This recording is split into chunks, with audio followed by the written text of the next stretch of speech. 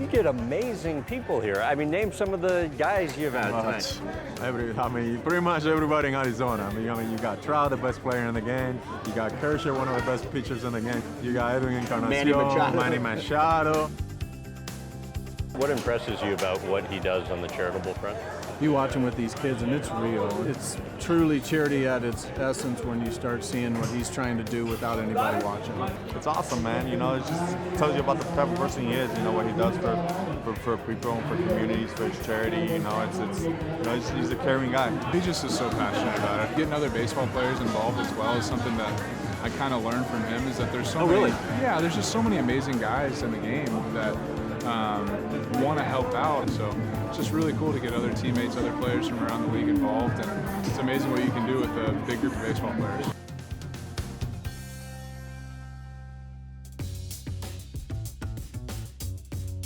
Anytime that I get the opportunity, you know, to come up to any of the events, it's awesome. Look at how we we packed that gym.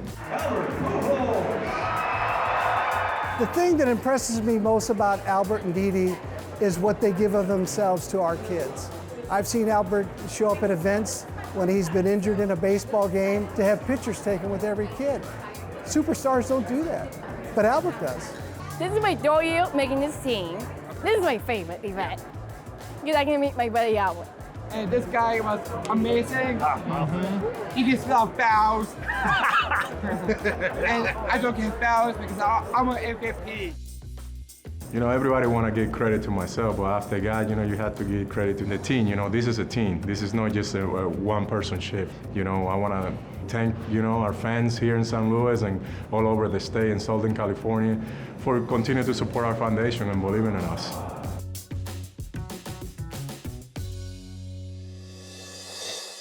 Why did you decide to create your foundation in the first place?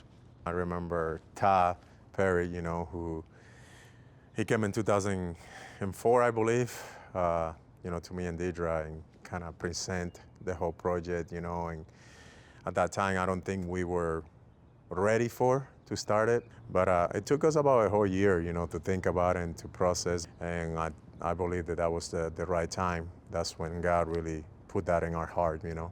I had just put together a proposal for them. You know, this is really what you should do, and this is how you should do it as far as, you know, putting together a charitable trust or a foundation. And I saw him like a year later at church, and it's like, hey, you know, let's get together and talk about this. So fast forward to you're sitting with him at his kitchen table. What are you guys talking about? Sitting at the table, he was really asking the right questions. He was asking the things that, you know, because I felt the connection between Albert and the mission. And I think that's one of the things that happens within celebrity nonprofits is they do it for a number of different reasons. There's nothing wrong with that. But with Albert and Didi, this was coming from a very genuine place.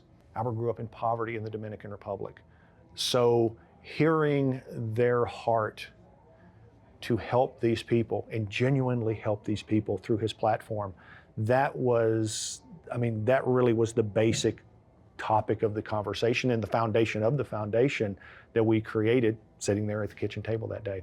When you've been to the Dominican, what have you seen in terms of when you've gone in to the varying areas to help? I mean, you're talking about people sleeping in the floor, you know. Then one year we decide we donated close to 300, 400 mattresses and bed. That was one of the projects that we did because we saw that. I mean, you were talking about like places that not even a puppy or a dog you wanted to sleep. I mean, another project, you know, that we done is that baseball, Bate baseball, you know, where we have different talents come out of there, you know, and just give them that hope that they probably weren't looking. We brought, I believe, a couple of kids already to United States, where one of them had to have heart surgery, another one we saved the leg with cancer. I mean, just different challenge, man, but with the support of so many people, not just in St. Louis, but around the country, I don't think we were able to reach this goal. I love going to the Dominican Republic with Albert because there is, and I talk about this all the time, and it's something that happens when he's with the kids with Down syndrome. It's something that happens when he's in the Dominican Republic, and that is there is a light that comes on, and this light shines out of him. And it's just, and it sounds corny and trite, but it's true. I mean, there is something that happens in him where this joy just kind of resonates out of him. I mean, I've seen him take kids, you know, in these bateys, the slums of the Dominican Republic. They have lice and they have parasites, and you know, he would just grab them up in his arms and love them like they're his own kids. And I just, you know, when you consider with his resources what he could be doing in the off season, which is pretty much anything, but what he chooses to do is to go, and most of these people are Haitian immigrants. I mean, the Dominican Republic will tell you in some of these bateys, they don't even exist.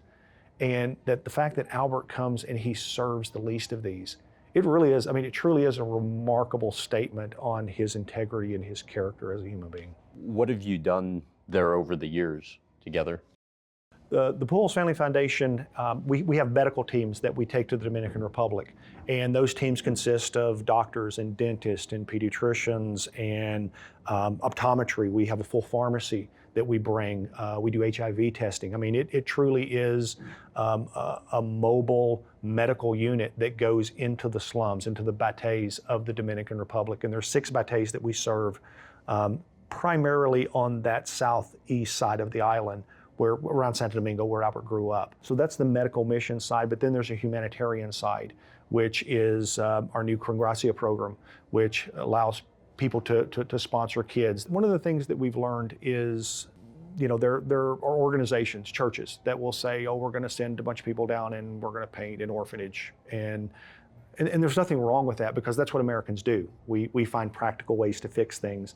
But I think from a practical standpoint, from an academic standpoint, if you look at, for instance, just in airfare alone, what you would spend to send people down to paint the orphanage, there are Dominicans or Haitians in those villages that are painters that are unemployed.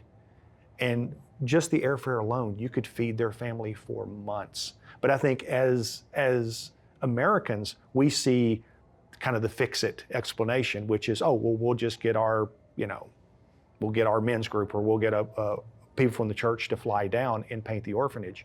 But I think that, you know, what we want to do is we want to really look at this from a nonprofit standpoint, where we can know that we make a difference and we can see that difference firsthand, but also from an academic standpoint that says, hey, is there a better solution to really serve these communities? And I think that's what Congracia does. It marries the two, where we can help people. We can pour a floor in their home, because when there's no sanitation and it rains, I mean, everything runs into your house. You got to get people off the ground. So being able to pour a floor in a dirt floor hut, to be able to fix the roof, to be able to give them an opportunity to get their GED, or get an opportunity for continued education. That's the path that we want to start now, to really make a significant difference in the lives of the people we serve.